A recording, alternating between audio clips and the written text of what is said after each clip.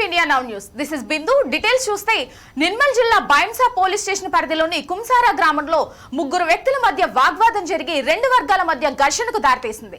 దీనిపై జిల్లా ఎస్పీ పర్యవేక్షణలో వేగంగా స్పందించి ఎఫ్ఐఆర్ నమోదు చేశారు. బైంసా రూరల్ సిఐ నేతృత్వంలోని స్థానిక పోలీసులు ఘర్షణకు కారణమైన వ్యక్తులను వెంటనే అరెస్ట్ చేశారని 14 రోజుల జ్యుడిషియల్ కస్టడీకి తరలించారు. ఈ ఘటనపై సోషల్ మీడియాలో తప్పుడు పుకార్లు వ్యాపించకుండా చర్యలు తీసుకుంటున్నామని పోలీసులు హెచ్చరించారు. ఈ కార్యక్రమంలో ASP Avinash Kumar, rural SI A Nayulu, పట్టణ CI Rajareddy, rural SI Srikanth, police సిబ్బందులు పాల్గొన్నారు.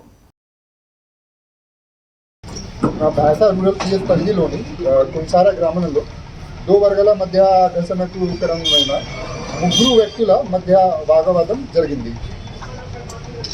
దీనిపై వేగంగా స్పందించి ఎఫ్ఐఆర్ రిజిస్ట్రేషన్ జరిగింది under direction of SP madam.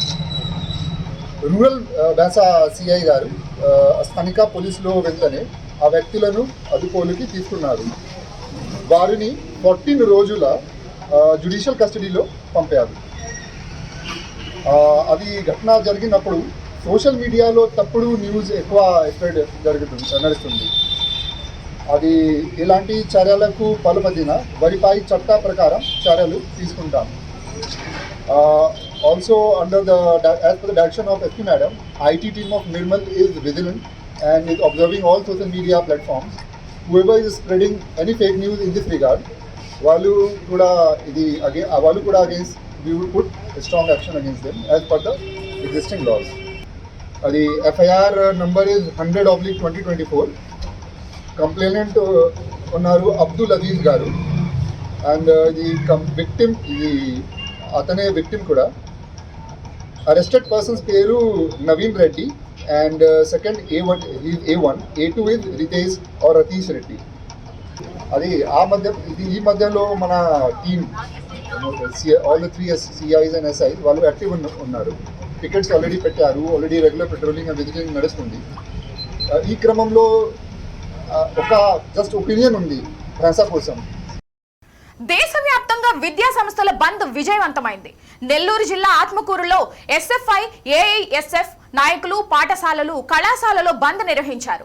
ఈ సందర్భంగా విద్యార్థి సంఘం నాయకులు మాట్లాడుతూ నీట్ నెట్ పరీక్షల్లో అక్రమాలు జరిగాయని ఆధారాలున్న కేంద్ర ప్రభుత్వం ఎలాంటి చర్యలు తీసుకోవడం లేదని ఆగ్రహం వ్యక్తం చేశారు. ఎన్టీఏను రద్దు చేసి పరీక్షలను మళ్లీ నిర్వహించాలని డిమాండ్ చేశారు.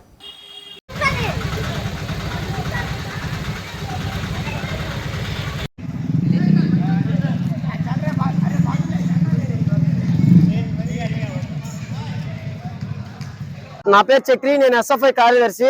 ఈ రోజు ప్రధానమైన కారణం ఏంటంటే, ఇప్పుడు జూలై 4వ తేదీ నీట్ గానీ నెట్ గానీ NTA national net testing agency వాళ్ళు పేపర్ లీకేజ్ చేయడం జరిగింది.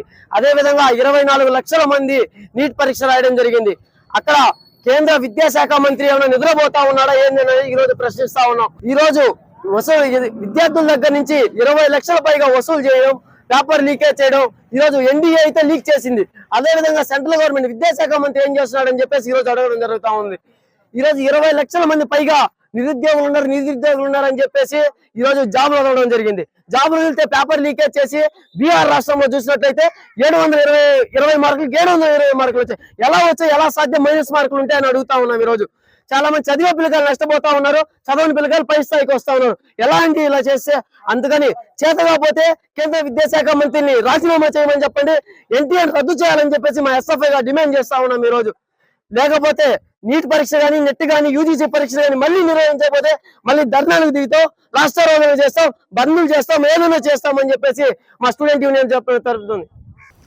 బ్రెయిన్ సర్జరీ వికటించి యువకుడు మృతి చెందిన ఘటన హైదరాబాద్ లోని ఓమ్ని హాస్పిటల్లో జరిగింది. అవురుపల్లి గ్రామం మాడుగుల మండలానికి చెందిన మహేష్ అనే యువకుడు తలనొప్పి, తలపై కురుపులు ఉన్నాయని ఓమ్ని హాస్పిటల్లో చేరాడు.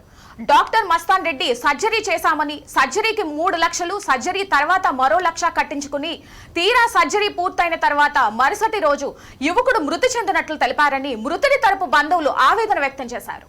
వైద్యుల నిర్లక్ష్యం వల్లే మహేష్ చనిపోయాడని ఆరోపించారు. ఆసుపత్రి ముందు ఆందోళనకు దిగారు.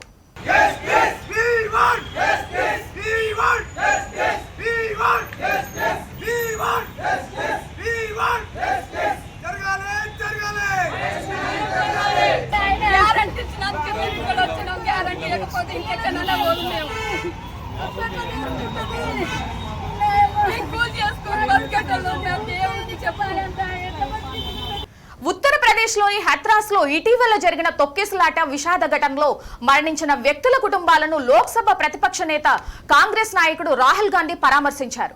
తొక్కిసలాట జరిగిన హత్రాస్కు ఆయన చేరుకున్నారు. పలు కుటుంబాలను ఆయన ఓదార్చారు. ఇది చాలా బాధాకరమైన దుర్ఘటన అని, చాలా మంది ప్రాణాలు కోల్పోయారని, ఈ విషాదాన్ని తాను రాజకీయ కోణంలో చూడదలుచుకోలేదని అన్నారు. అయితే పాలనపరమైన లోపాలు ఉన్నాయని అన్నారు. అయితే చనిపోయిన వారు పేదలు కావడంతో నష్టపరిహారం పెద్ద మొత్తంలో ఇవ్వాలని రాహుల్ గాంధీ డిమాండ్ చేశారు.